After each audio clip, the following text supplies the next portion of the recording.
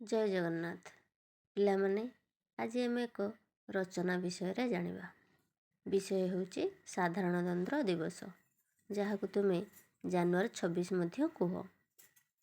ଉପକ୍ରମ: ପ୍ରତିବର୍ଷ ଆମ ବିଦ୍ୟାଳୟରେ ଜାତୀୟ ଦିବସ ମହା ଆନନ୍ଦରେ ପାଳନ କରାଯାଏ। ସାଧାରଣତନ୍ତ୍ର ଦିବସ ତନ୍ମଧ୍ୟରୁ ଅନ୍ୟତମ। ପ୍ରତିବର୍ଷ ଜାନୁଆରୀ ମାସ 26 ତାରିଖ ଦିନ ଆମେ ଏହି ଦିବସ ପାଳନ କରିଥାଉ। ପାଳନର କାରଣ: 1947 ମସିହାରେ ଦେଶ ସ୍ୱାଧୀନ ହେଲା। ମାତ୍ର 1950 ମସିହା ଜାନୁଆରୀ 26 ତାରିଖରୁ ନୂତନ ସମ୍ବିଧାନ କାର୍ଯ୍ୟକାରୀ ହେଲା। ଏହି ଦିନ ଆମ ଦେଶକୁ ଏକ ଗଣତାନ୍ତ୍ରିକ ଦେଶର ମାନ୍ୟତା ମିଳିଲା। ତାପରେ କିପରି ପାଳନ କରୁ?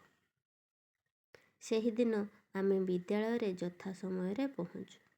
ପ୍ରାୟ ସମସ୍ତଙ୍କ ହାତରେ ଜାତୀୟ ପତାକା ଥାଏ। ତାପରେ ପ୍ରଭାତ ଫେରି କରାଯାଏ। ବନ୍ଦେ ମାତରମ୍, ଭାରତ ମାତା କି ଜୟ ଧ୍ୱନିରେ ଚାରିଆଡ଼ କମ୍ପି ଉଠୁଥାଏ। ପ୍ରଭାତ ଫେରି କରି ସାରିବା ପରେ ଆମେ ସ୍କୁଲକୁ ଫେରି ଆସୁ। ପ୍ରଧାନ ଶିକ୍ଷୟିତ୍ରୀ ପତାକା ଉତ୍ତୋଳନ କରନ୍ତି।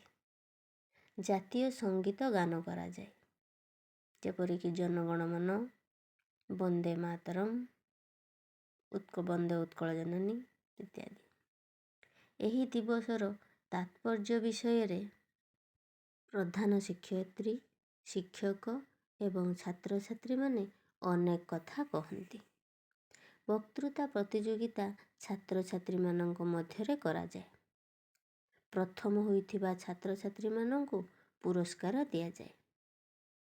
ଶେଷରେ ବିଦ୍ୟାଳୟ ତରଫରୁ ଦିଆଯାଇଥିବା ମିଷ୍ଟାନ୍ନ ଖାଇ ଆନନ୍ଦରେ ଘରକୁ ଆସୁ। ଶେଷ କଥା: ଅନ୍ୟାନ୍ୟ ସ୍ୱାଧୀନ ଦେଶ ପରି ଆମ ଦେଶରେ ମଧ୍ୟ ସମ୍ବିଧାନ ରହିଛି। ଏହି ସମ୍ବିଧାନର ନୀତି ନିୟମ ମାନି ଚଳିବା ପାଇଁ ଜନସାଧାରଣ ଏହି ଦିନ ସଂକଳ୍ପ ନିଅନ୍ତି। ଆମେମାନେ ଦେଶର ଭବିଷ୍ୟତ ନାଗରିକ। ଆମ ଉପରେ ଦେଶର ଭବିଷ୍ୟତ ନିର୍ଭର କରେ। ତେଣୁ ଆମ ଦେଶକୁ ଏକ ଆଦର୍ଶ ଦେଶ କରି ଗଢ଼ି ତୋଳିବା ଦାୟିତ୍ୱ ଆମର। ଦେଶର ଏକତା, ଅଖଣ୍ଡତା ରକ୍ଷା କରିବା ଆମର କର୍ତ୍ତବ୍ୟ। ଏହି ଦିବସରେ ଦେଶ କାର୍ଯ୍ୟରେ ସାହାଯ୍ୟ କରିବା ପାଇଁ ଶପଥ ନେବା ଉଚିତ। ଜୟ ହିନ୍ଦ। ଭିଡ଼ିଓଟି ଭଲ ଲାଗିଥିଲେ ସବସ୍କ୍ରାଇବ୍, ଲାଇକ୍, କମେଣ୍ଟ କରିବାକୁ